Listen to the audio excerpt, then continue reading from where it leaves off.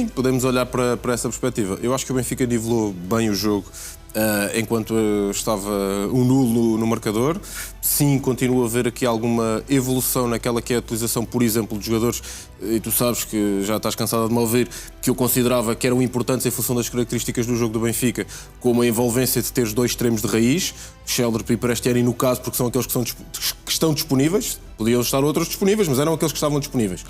E nessa perspectiva eu acho que o Benfica fica melhor. Agora, obviamente que depois na definição, e é algo que é quase uma verdade lá paliciana, a realidade é que não interessa tu seres dominador, não interessa tu conseguires ir até à baliza do teu adversário 100 vezes e o teu adversário não conseguir ir uma vez completa, vai só meia. Se nessa meia eles fizerem um golo e se tu não conseguires nas 100 vezes que vais fazer nenhum golo, não interessa a forma dominadora com que tu olhas para o resultado, com que tu olhas para o jogo. O resultado final acaba por ser influenciado por isso. É a tal eficácia. Se puder juntar a eficiência também, de certa forma ajuda depois à recuperação dos jogadores, porque significa que não têm que ir lá com tanto esforço. Primeiro, acho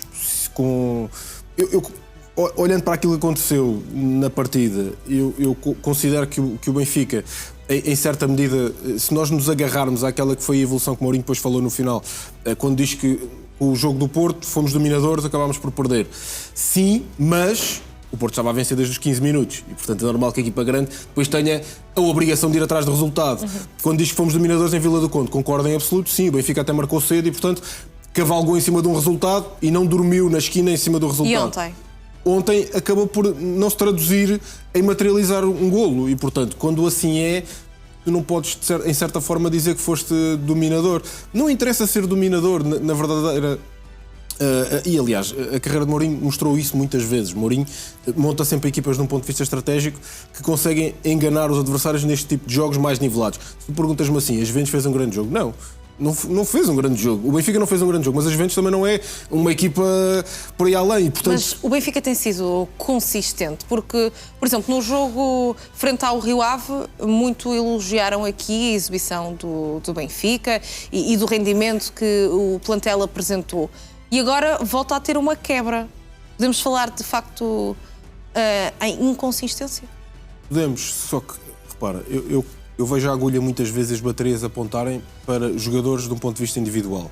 Mas, por exemplo, ontem, visto um golo, o segundo golo, da Juventus, do McKennie, com a combinação com o Jonathan David, na zona proibida e, teoricamente, a zona mais controlada pelas equipas que não têm bola em organização defensiva, que é à frente dos centrais, nas costas dos médios. Foi um 2 contra 5 ou 6, já não lembro quantos jogadores do Benfica estavam ali, ou 5 ou 6, e eram apenas 2 jogadores. Tu dizes-me assim, é um erro individual. Não, isto é um erro coletivo. E é um erro naquela zona... Mas não gostaste da dupla do meio campo? Não conseguiu criar mais? Não é o que eu estou a dizer. Falta aqui alguma dimensão até da própria agressividade. Falta confiança, é isso que estás a querer dizer ao Benfica? Não, falta qualidade sem bola também. Falta alguma qualidade sem bola também, em termos posicionais, em termos de visão, em termos de agressividade, em termos de o estado de alerta aumentar à medida que o adversário vai chegando. Depois é verdade que se pode falar, alguma falta de sorte, no melhor momento podia ter conseguido o gol, sim, no pior momento da Juventus, se calhar conseguiram chegar ao gol, quiçá, mas isso faz parte do jogo. E se Pavlidis tivesse acertado na baliza, não tivesse escorregado e falhado o penalti, acreditas que ainda teria sido possível para o Benfica dar a volta à situação? Pelo menos a confiança aí já seria outra? Se a minha avó tivesse rodas, eu era uma bicicleta. Nós nunca vamos saber isso. Agora, aquilo que eu consigo dizer com garantia é que isso iria transportar um momento de maior confiança para o Benfica. E em alguns momentos, se calhar, poderia ser um catalisador para ir à busca do empate. Parafraseando Mourinho, à caça. Mas isso não aconteceu. E como não aconteceu, não vale a pena também estarmos a especular sobre isso. Aquilo que devia ter acontecido era uma equipa que foi dominadora, mas a ir atrás da eficácia. Repara, a única coisa que eu continuo a não comprar a ideia, porque eu não gosto verdadeiramente da insistência de existir quase uma desculpa contínua de olhar para o banco e não ter soluções. Mas há ou não soluções? Porque no banco tinhas lesionados, Bruma, Barrenetxea e Manu, tinhas jovens, Banjaki, José Neto e depois um capitão, António Silva. Sempre existiram aqui alternativas a partir do banco. se são as alternativas mais desejadas. Se calhar não são. Mas para desmontar esta retórica basta dizermos que quando o Prestiani e o Sheldon, que foram titulares, estavam no banco, também não havia soluções e muitas vezes não eram sequer chamados a jogo. Portanto, é aqui... Então o Benfica não teria nada a perder e mais valia ter arriscado, é isso? Não é isso. Eu só não gosto de comprar a ideia sempre que os treinadores dizem que não há soluções, o plantel é fraco, isto é mau, não há... Quer dizer, acabou. A culpa é de todos. Não pode ser sempre a apontar a bateria de... olha, porque é o plantel que foi quem antes veio, montou mal o plantel, ou estes jogadores são fracos e não dão resposta, ou é os jovens da formação que não são competentes o suficiente para irem lá para dentro, ou é... Eu acho que essa questão eu não consigo perceber. Depois, quando se diz que os nossos alas fazem poucos golos, será que isto tem ou não tem a ver com o estilo de jogo? Por exemplo, quanto tempo por jogo... Atenção, não tenho esta estatística. Estou só a mandar para cima aquilo que o olhómetro vê. É o olhómetro, não é... Mas quanto tempo por jogo passa, por exemplo, os alas do Sporting dentro da área adversária? E quanto tempo por jogo passam os alas do Benfica dentro da ala adversária? Já tem a ver com tática e não com técnica. Portanto, isso. Calculo que estejas a dizer que a responsabilidade aí é de José Mourinho. Também, como é óbvio. O sacudir a água do capote é que eu não consigo entender. Porque, repara, a ideia de jogo também tem influência na forma como os jogadores depois estão dentro do campo. Gonçalo. Mas a exigência também tem que ser maior com os jogadores, isso é óbvio. Para avançarmos para outros temas, temos muito para falar sobre o mercado, sobre este falhanço de Pavlidis em concreto. Como é que se explica... o facto de Pavlidis ser, de facto, um excelente jogador a marcar penaltis, penso que já não falhava há imenso tempo, mesmo há anos. O que é que nos pode dizer relativamente à forma de Pavlidis? Está cansado? Há desgaste físico? Porque como é que se justifica, no início da época, marcar imensos golos e agora falhar de baliza aberta no Futebol Clube do Porto, contra o Rio Ave também colocou ali alguns erros em termos de finalização. Cometeu, aliás, não colocou, e agora também nos Juventus acaba por escorregar e falhar o penalti.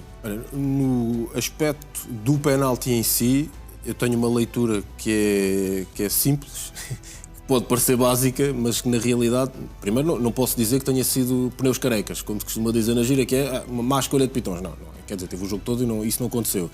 Mas teve o chamado azar, colocou mal o pé e escorregou, apanhou ali uma zona da relva que estava mais solta. Aqui não vale a pena estar a ir atrás de porque está pouco confiante ou porque está... Acontece aos jogadores mais confiantes. Apanhou ali uma zona da relva que estava mais solta e escorregou e a bola foi para as nuvens. Portanto, não consigo fazer essa... Também tem que ser justo. Não consigo fazer essa correlação direta com o mau momento da equipa transportou para o jogador. Se tivesse sido um golo falhado, num remate falhado, teve ali 2 ou 3 chances de rematar a baliza e percebesse ali alguma falta de confiança... Não foi o caso. E escorregou e acabou por a bola ir para as nuvens. Não consigo fazer esse transporte daquilo que é o momento do jogador e de confiança de um azar que acabou por ter. Escorregou, patinou, acontece. Pronto, acabas por dizer que é só um azar. Acredito no escorregão do Pavlidis, sim. Acredito que vai haver um bom debate na próxima edição do Mercado Now relativamente a este falhanço do penalti de Pavlidis. Iremos continuar, sem dúvida, também a falar do jogo, mas para já José Mourinho, que destacou as vitórias por 1-0 do Futebol Clube do Porto numa análise em exclusivo a um canal italiano. No final da derrota com os Juventus, o treinador do Benfica falou sobre o campeonato. Diz que a equipa até tem mais pontos do que na época passada, por esta altura, o que chegou para andar na frente até ao fim. O problema, segundo o treinador do Benfica, é que o Futebol Clube do Porto vence todos os jogos. Diz Mourinho, e passo a citar, que o Futebol Clube do Porto ganha 1-0 no último minuto, ganha 1-0 com um penalti, ganha 1-0 com sorte, ganha 1-0 jogando bem e 1-0 jogando mal. Mas ganha. Conclui então Mourinho que o Benfica está a fazer um bom trabalho, só que isso não chega. É preciso esperar que os da frente percam pontos. Gonçalo, olhando para esta teoria de José Mourinho, parece que está a dizer que, de facto, está com muita sorte o Futebol Clube do Porto ou está a ser beneficiado de alguma maneira? O que é que depreendes das palavras do treinador do Benfica? Eu acho que aqui Mourinho está... fazer uma análise relativamente à competência que o Futebol Clube do Porto está a ter nesta época. E isso acho que foi da noite para o dia, em função do que aconteceu na última temporada e em função daquilo que está a acontecer nesta temporada. E, portanto, olha, lá está a influência do treinador diferente, a influência de qualidade de jogadores que também chegaram. Talvez também há alguma maior experiência enquanto presidente André Vilas-Boas naquilo que foi o ano zero, digamos assim, para o primeiro ano, mas a realidade é que o Porto está a ser muito competente. O que faltou nesta análise é dizer que o Benfica não está a 10 pontos do Futebol Clube do Porto em segundo lugar, ainda tem o Sporting pelo meio. E portanto isto significa que é uma luta para 2, não é uma luta para 3. Dir-me-ão, sim, mas está a 3 pontos, está na luta para... E é possível... Claro que sim. Mas também é preciso um deslize no Sporting nesse sentido, não é? Claro, e portanto, as equipas em Portugal, grandes, têm cada vez mais a sistematização de errar muito poucas vezes. É mais normal vermos as equipas grandes a errar poucas vezes do que propriamente a errar muito e a dar aqui até o flanco para que alguém possa aproveitar, alguém, leia-se que não os 3 grandes, aproveitar algumas migalhas deixadas pelo caminho. Isso não tem acontecido. Por norma, a luta é tão grande e o investimento é tão forte que acaba por ditar a que os 3 grandes vacilem muito pouco. E, portanto... Mas isso poderá começar a acontecer agora com o Futebol Clube do Porto, numa altura em que o calendário não é assim tão apertado, não é? Mas acaba até por ter alguma competitividade ao longo das próximas semanas. Poderá haver uma quebra? Pode, e até existe o histórico de Farioli que nas retas finais acaba por patinar, e não só, e acaba por patinar no final. Se é provável que isso aconteça, não, olhando àquilo que é a realidade da vantagem que tem, não é muito normal que a consiga perder, eventualmente poderá cair para um segundo lugar, mas quer dizer, será praticamente difícil em função de a pior parte do campeonato, o campeonato mais do calendário, a pior parte do campeonato já passou e, portanto, é pouco provável que isso venha a acontecer.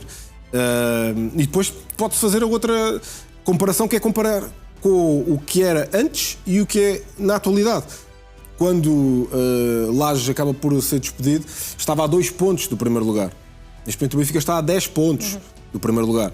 E, portanto, é essa a comparação que tem que ser feita. Não é tanto com o Porto, que está incrível, mas o Porto também já estava incrível. No Qarabag, até ao Qarabag, também já estava incrível. Portanto, eu acho que é aqui que, para existir evolução, tu tens que olhar e perceber, ok, o que é que está verdadeiramente a correr mal? E meter o dedo na ferida. E eu creio que é isso que não está a acontecer. Eu não sei se vamos falar de um tema que raras vezes falámos aqui, que se chama Rafa. É já a seguir, assim concluir. Pronto, e eu não sei. Então já vou deixar. já vou fazer a ponte. Bem, também só deixar a nota que, entretanto, hoje joga o Futebol Clube do Porto. Iremos estar na próxima edição do Mercado Now, naturalmente a falar das prováveis escolhas de Francesco Farioli. Para já, falamos então de Rafa Silva. Ao contrário de José Mourinho, Leandro Barreiro falou sobre a chegada de Rafa ao Benfica. O médio diz que ainda não conhece muito bem o avançado, mas que certamente vai ajudar muito a equipa do Benfica. Dá a ideia de que o internacional pelo Luxemburgo deixa a entender que não conhece Rafa de um ponto de vista pessoal. Ainda assim, não tem problemas em prever que será um bom reforço para a equipa de José Mourinho. Aliás, Barreiro analisou o jogo de ontem em Itália e sublinhou que sem marcar golos torna-se impossível ganhar. Ainda assim acrescenta que a equipa não desiste e que vai dar tudo para ganhar ao Real Madrid, mesmo que dependa de outros resultados para passar. Gonçalo, já vou dar a notícia a seguir do Rafa Silva, mas primeiro sobre esta comunicação do Benfica, porque temos um José Mourinho na conferência de imprensa a dizer que não fala de jogadores que ainda não são oficiais no clube, por uma questão de ética, mas depois temos um jogador que, em termos hierárquicos, é inferior ao técnico, a confirmar praticamente a notícia de Rafa Silva. Aqui há alguma falta de comunicação? Não sei se é falta de comunicação ou não.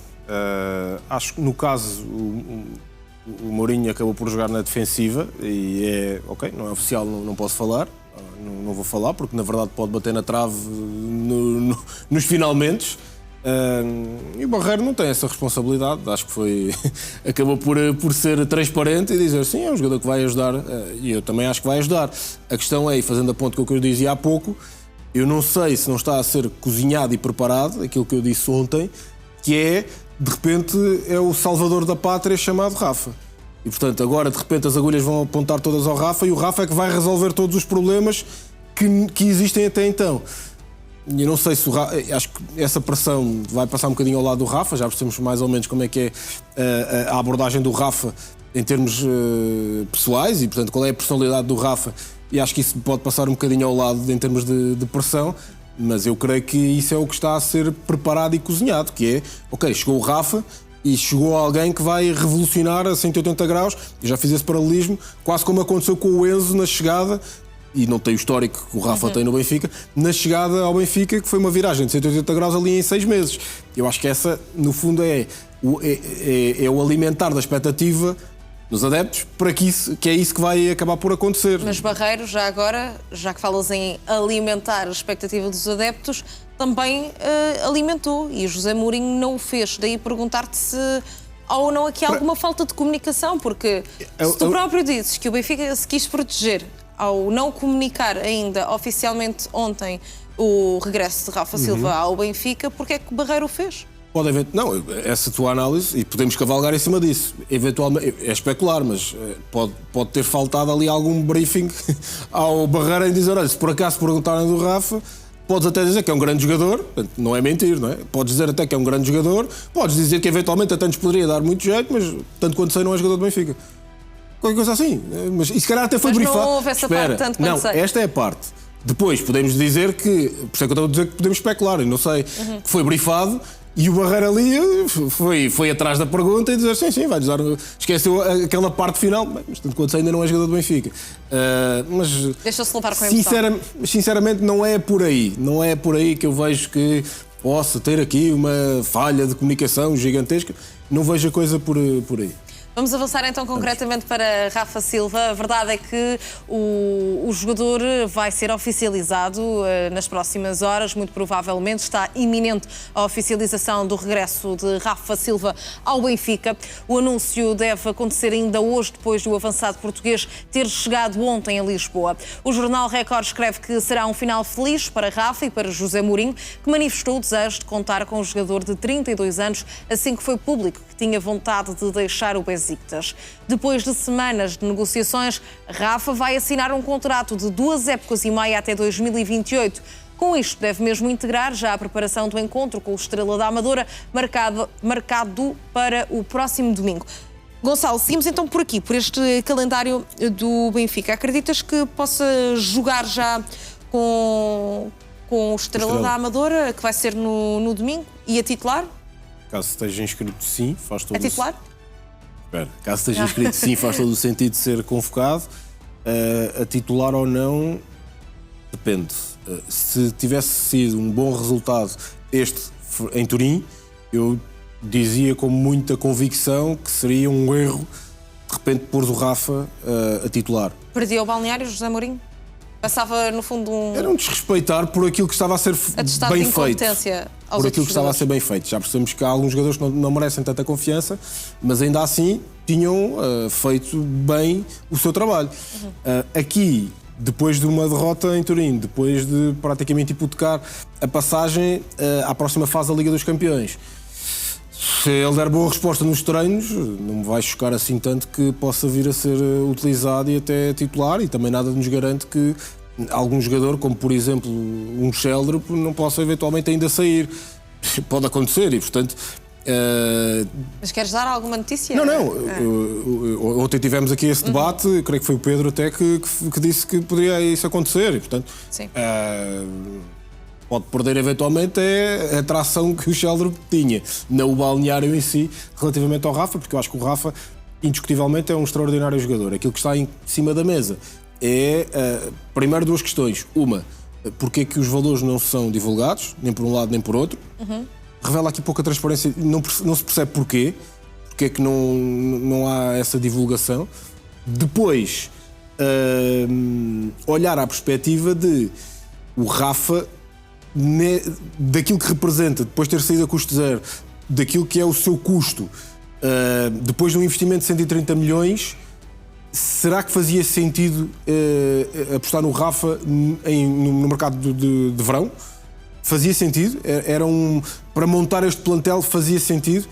Eu acho que não fazia sentido e, portanto, neste momento é olhar para o Rafa como um sentido de urgência, um sentido de SOS, um sentido de vamos lá tentar resolver aqui para o Mas imediato. como é que vai ter esse impacto imediato, Gonçalo, se não compete, no fundo, há mais de 2 meses? O último jogo foi dia 2 de novembro. Quão rápida vai ser a integração de Rafa Silva? Esse para mim é o menor dos problemas. Obviamente que pode estar fora dela, pode acontecer, mas o impacto que ele vai ter no jogo, em função daquilo que ele representa, eu acho que rapidamente vai agarrar. Não consigo dizer que no primeiro jogo vai chegar, ver e vencer, mas se calhar no segundo jogo já está mais confortável. Porque está na zona de conforto, conhece bem a realidade em que está inserido, conhece bem a cultura de onde vai trabalhar. E depois mas não conhece os colegas conhece alguns colegas, o Orstas, por exemplo, conhece aqui alguns colegas com quem já trabalhou. Mas isso é suficiente? não é suficiente, mas aquilo que eu ia dizer, que é para a função que ele tem, eu acho que vai ser mais facilmente adaptável, porque eu não estou a ver um Rafa. Só existem 2 posições, não é? Ou é extremo, esquerda, em princípio, ou é no corredor central, a jogar onde tem jogado agora, mais recentemente, o Sudakov. Onde é que te parece que vai jogar Rafa Silva? Ou, por outro lado, que é uma pergunta completamente diferente, onde é que faz mais falta Rafa Silva? Onde faz vai ter mais de haver um equilíbrio, não é? Sim. Entre aquilo que pode ser mais preciso para o Benfica, onde é que consegue dar mais Rafa Silva? Onde o Rafa Silva tem dado mais, isso não tenho a mínima dúvida. Eu fiz aqui nos últimos tempos é como segundo avançado. Eu fiz aqui esse exercício ontem. Nós olhamos às últimas 4 temporadas do Rafa, onde jogou com médio ofensivo no corredor central, e ele conseguiu, em 164 jogos, 59 golos. 164 jogos. Isto em 4 temporadas. Nas últimas 2 de Benfica, e uns pauzinhos no Besiktas. Em 6 de Benfica, antes, portanto, excluindo as 2 últimas de Benfica, com Roger Schmidt, essas últimas 6, em que ele era extremo, em vez de 164 jogos, em 227 jogos, fez 58 golos. Portanto, mais 2 temporadas, menos 1 golo. E, portanto, diz-me o Rafa, o jogo do Rafa, que ele rende mais no corredor central. Porém, se ele jogar a extremo, não me choca, mas ele há 4 temporadas que tem mostrado que é no corredor central que ele mais rende. Por outro lado, o Sudakov foi um dos investimentos mais caros, eu sei que vai passar para o próximo exercício, mas isso, mais para a frente, mais para trás, vai ser pago e aquele é o valor. É no corredor central que ele também mais rende. Se existissem muitas soluções para os corredores laterais, eu diria que não era propriamente um problema. Ou joga a Rafa ou joga a Sudakov. Está resolvido. Mas essa não é a realidade. A realidade que nós vemos é que são precisos, daquilo que é a utilização dos jogadores, mais jogadores para extremos. Se bem que o mercado ainda não fechou, vamos ver como é que é verdade. Por outro lado, Mourinho tinha falado 2 jogadores.